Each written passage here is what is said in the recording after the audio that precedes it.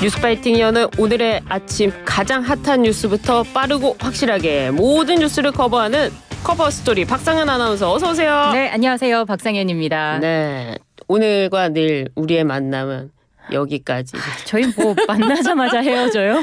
그래서 회자 정리 아니겠습니까? 회자 정리네요. 우리는 또 거자필반으로 만나게 되어 있습니다. 2번 활용을 하시네요. 오프닝과 여기서. 그러니까요. 변호사님, 저보 달라진 거 없어요? 뭐죠? 못 알아보시겠어요? 네. 이래서 남자분들이 이 질문을 싫어하시는 거구나. 아, 그래요? 뭐가 머리를 네. 살짝 티 안 나게 다듬었어요. 그래요.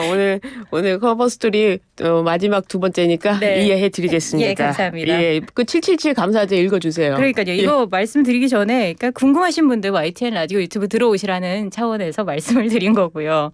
777 감사제 진행을 하고 있습니다. 네. 원래 70만 명 구독자 달성을 앞두고 시작을 한 건데 이미 넘었습니다만 계속해서 진행을 합니다. 진행하고 있습니다. 네, 구독자 7명을 모아오신 70분에게 푸짐한 선물을 드립니다. YTN 라디오 유튜브 구독 인증샷 7개를 모아서 카카오톡 오픈 채팅방에 보내주시면 추첨을 통해서 선물을 드립니다.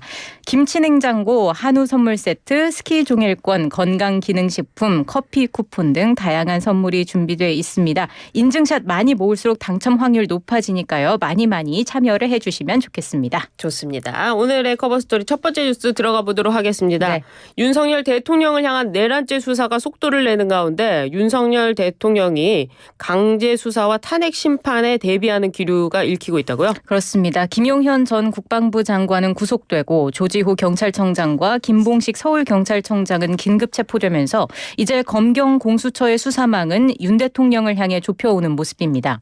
오는 14일 2차 탄핵안 표결을 앞두고 여당 내에서도 추가 이탈표가 나올 가능성이 있는 상황이지만 윤 대통령은 하야보다 탄핵안이 가결될 경우 헌법재판소에서 법리 다툼을 벌이겠다는 생각이 강한 것으로 전해졌습니다. 국민의힘 조경태 의원은 어제 라디오 방송에 출연해서 대통령 본인이 법정 다툼을 통해서라도 한번 해보겠다는 생각인 것 같다고 말했고 김종혁 최고위원도 개인적으로 용산에 있는 관계자들과 접촉한 바에 따르면 어떤 경우든 하야는 없다고 생각하는 것 같다고 말했습니다. 실제로 윤 대통령은 자신을 향한 강제 수사와 향후 탄핵 심판에 대비해서 법률 대리인단을 꾸리는 것으로 알려졌습니다. 법조계와 정치권에 따르면 윤 대통령 측은 검사 출신 김홍일 전 방송통신위원장을 포함해 윤 대통령과 친분이 있는 법조인을 중심으로 변호인단 구성을 타진하는 것으로 알려졌습니다. 탄핵안이 가결될 경우 윤 대통령과 변호인단은 내란죄 수사와 탄핵 심판을 모두 방어해야 합니다. 그렇군요. 경찰의 비상겸 특별수사단이 어제 용산 대통령실에 대한 압수수색에 나섰는데요. 압수수색 됐습니까? 어제 오전 11시 반쯤에 경찰 특별수사단이 압수수색을 위해서 용산 대통령실을 찾았습니다. 말씀해 주신 것처럼 하지만 경호처가 출입을 제지하면서 특수단은 건물에 진입하지 못했고요. 양측은 출입 절차에 대해 논의하면서 대치를 이어갔습니다. 압수수색 영장을 집행할 수 있는 시각은 일몰까지인데 6시간 가까이 대치가 이어지면서 결국 압수수색은 불발됐습니다. 경찰 특수단은 대신 자료를 임의로 제출받는 방식으로 압수수색을 진행할지를 두고 대통령실 경호처와 협의를 이어갔는데 경찰은 결국 대통령 경호처로부터 자료를 일부 임의 제출받았다고 설명했습니다. 경찰은 이 자료를 검토한 뒤 내일 이후에 다시 압수수색을 시도할지 결정할 것으로 보입니다. 그렇군요. 이에 대해서 더불어민주당은 대통령실 압수수색을 방해하는 이 대통령 경호처의 행위는 내란 수계를 보호하는 행위로 내란 가담에 해당한다 이렇게 비판을 했어요. 맞습니다. 조승래 수석 대변인은 브리핑을 통해서 지금 대통령실과 경호처가 지켜주고 있는 것은 국가 원수가 아니라 내란 수괴라며 이같이 말했습니다. 조 수석 대변인은 즉시 법 집행 방해를 멈추라며 더 이상 법 집행을 방해한다면 대통령실과 경호처의 내란 가담으로 간주하고 명령권자는 물론이고 실행자까지 모두 내란죄로 고발하겠다고 밝혔습니다. 그는 경찰 또한 단호한 법 집행 의지로 대통령실과 경호처의 압수수색 방해를 진압하라며 민주당은 특검과 국정조사를 통해서 내란 수사 방해 행위도 낱낱이 파악해 모두 엄벌에 처하겠다고 경고했습니다. 그렇군요. 여야가 어제 국회에서 윤석열 대통령의 비상계엄 선포와 관련한 긴급 현안 질문을 가졌습니다.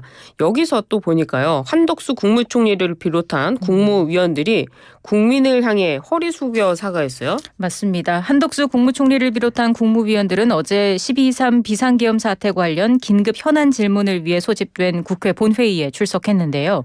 첫 질문자로 나선 민주당 서영교 의원은 한덕수 국무총리 등 국무위원들을 향해 계엄을 막지 못한 것을 반성해야 한다며 자리에서 일어나 사과해야 한다고 요구했습니다.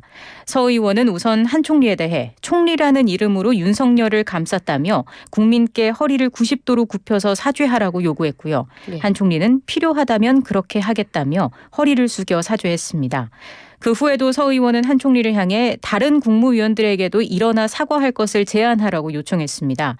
한 총리가 자신이 국무위원을 대표해 사죄한 것으로 양해해달라며 두 차례 더 고개를 숙였지만 서 의원은 거듭 국무위원들이 일어나 사과할 것을 요구했고요.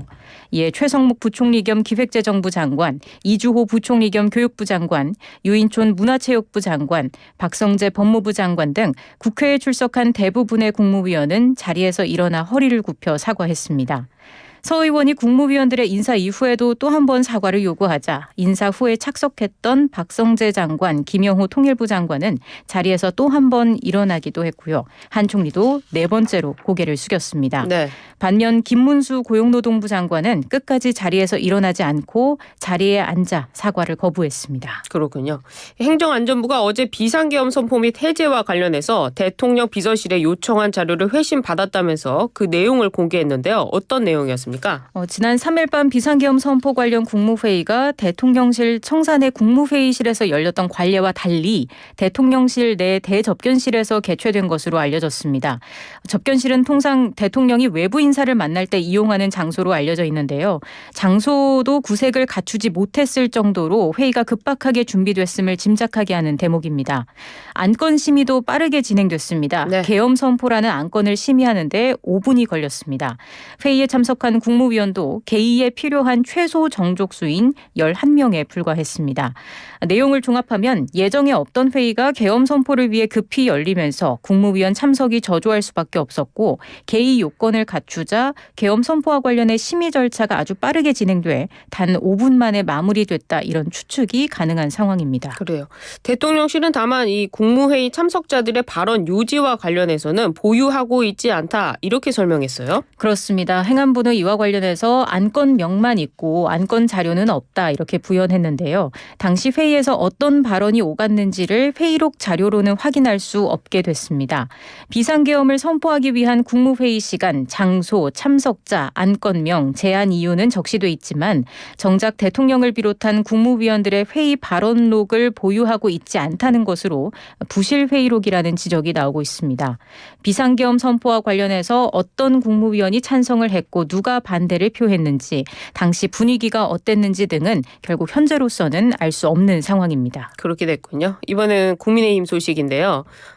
윤 대통령 2차 탄핵안 표결이 이틀 앞으로 다가왔는데 이 역시 여당 내 이탈표에 이목이 쏠리고 있습니다. 네. 국민의힘 김재섭 의원이요. 이번에 찬성표를 던지겠다 하면서 기자회견을 했어요. 그렇습니다. 김 의원은 기자회견을 열고 윤 대통령을 탄핵하고자 한다며 이것이 대한민국 헌법 질서를 바로 세우는 길이라고 말했습니다. 김 의원은 나아가 국민의힘이 당론으로 탄핵에 찬성해 줄 것을 촉구하면서 우리 당이 결자 해지해야 한다 이렇게 주장했습니다.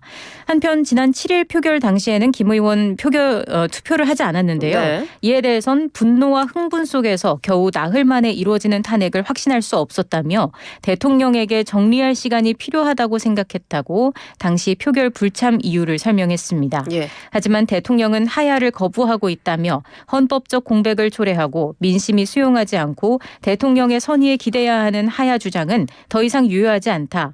대통령이 비상계엄의 합헌성을 따져보겠다는 소식도 들린다며 이제 가장 질서 있는 퇴진은 탄핵이라고 강조했습니다.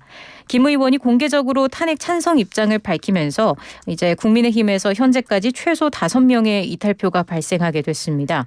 앞으로 여당에서 3명만 더 찬성을 해도 예. 탄핵안은 가결됩니다. 그렇군요. 오늘 굉장히 중요한 사건들이 많은데요. 조국 대표의 선고도 있는데 국민의힘은 또 이날 원내대표를 뽑죠. 그렇습니다. 추경호 원내대표의 사퇴로 공석이 된 신임 원내대표에 누가 뽑히게 될지 오늘 의원총회에서 결정됩니다. 누가 될지 관심이 높습니다. 아무래도 탄핵 정국에서 막중한 임무를 맡게 되기 때문이겠죠. 국민의힘은 현재 당 전국 안정화 태스크포스가 제안한 2월 퇴진 후 4월 대선 또는 3월 퇴진 후 5월 대선 퇴진 로드맵과 오는 14일 윤석열 대통령 탄핵 표결 등을 놓고 당의 운명을 가를 갈림길에 서 있습니다. 윤 대통령의 퇴진 또는 탄핵으로 조기 대선으로 직행하는 시나리오에서 원내사령탑의 역할과 존재감은 그 어느 때보다 중요한 상황이고요. 네. 만일 윤 대통령의 하야 또는 탄핵으로 조기 대선이 치러지고 한 대표가 대선 출마를 위해 대표직에서 물러날 경우 원내대표가 사실상 당의 원톱으로서 대선을 준비해야 하는 만큼 새 원내사령탑이 누가 될지 이목이 집중될 수밖에 없습니다. 그러네요. 그렇다면 이제 당내 주류 세력의 가늠자가 될 것으로 전망되는 만큼 이 당내 개파 간 신경전도 과열되는 모습인 것 같아요. 맞습니다. 친한계와 친윤계 모두 이번 원내대표 경선에 사활을 거는 모습입니다. 친윤계는 권성동 의원, 친한계는 김태호 의원을 각각 내세웠습니다. 친한계는 친윤계 핵심인 권 의원이 원내대표로서 탄핵 및 조기 대선 전국에서 당을 지휘할 경우 윤 대통령을 향한 부정적 여론이 당으로 전이될 수 있다는 점을 우려하고 있고요. 또 권 의원이 원내대표가 되면 한 대표에 대한 공세가 거세지며 당내 혼란이 커질 거라는 목소리도 있습니다. 반면 친윤계와 중진 의원들은 원내대표 경험이 있고 당정 소통이 원활한 권 의원이 차기 원내대표를 맡아야 한다고 주장하고 있는 상황입니다.